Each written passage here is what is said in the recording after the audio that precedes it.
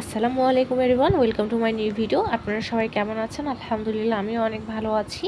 আজকে আমি আপনাদের সঙ্গে শেয়ার করব কলা কেক, মানে পাকা কলার কেক। আশা করছি আজকের এই ভিডিওটি ভালো লাগবে, আর ভালো লাগলে প্লিজ লাইক করে দিবেন। আর আমার পেজে যদি ফলো না দিয়ে রাখেন, অবশ্যই একটা ফলো দিয়ে রাখবেন। এখন আমি কেকটা মোল্ড আউট করব, মোল্ড আউট করে দেখাবো কেকটা কেমন হয়েছে।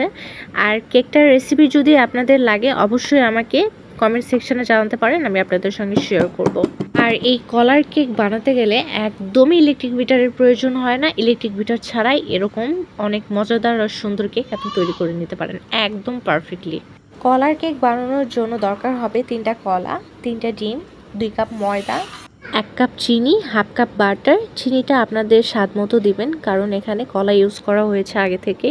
হাফ চামচ বেকিং পাউডার, হাফ চামচ বেকিং সোডা, দুটাই কিন্তু প্রয়োজন এই কেক বানানোর জন্য। তাছাড়া কিন্তু কেকটা একদমই ফুলবে না, আর সফটনেস যে ভাবটা সেটাও আসবে না। এই কেকটা চাইলে আপনি চুলায়ও বানিয়ে নিতে পারবেন, আবার ওভেনেও বেক করে নিতে পারবেন।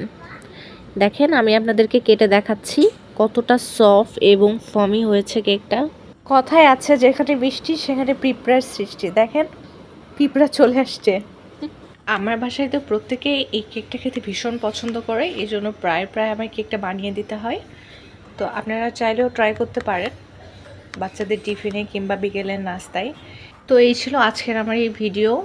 ভালো লাগলে বেশি বেশি শেয়ার দেবেন। এই রেসিপি নিয়ে যদি কোনো প্রশ্ন থাকে অবশ্যই কমেন্টে আমাকে জানাবেন। তো ভিডিওটি আজ এখানেই শেষ করছি। সবাই অনেক ভালো থাকবেন, সুস্থ থাকবেন, আর নিত্য নতুন ভিডিও পেতে আমার পাশেই থাকবেন। আল্লাহ হাফেজ।